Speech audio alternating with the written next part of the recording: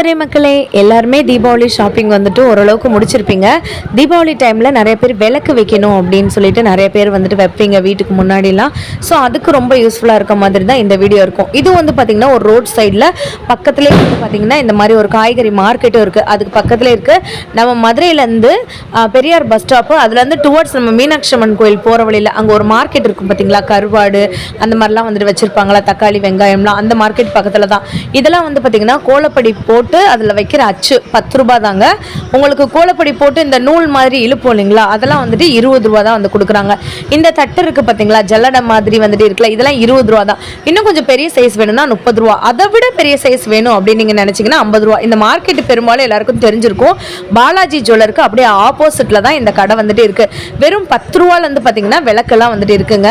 சில பேர் வந்துட்டு இந்த மாட விளக்கு அப்படின்னுவாங்க, இந்த நிலப்படியிலலாம் வந்துட்டு வைப்போம் அந்த விளக்கு. உங்களுக்கு சின்ன சைஸ் வந்துட்டு 80 ரூபாங்க, பெரிய சைஸ் வந்து 100 ரூபாய்.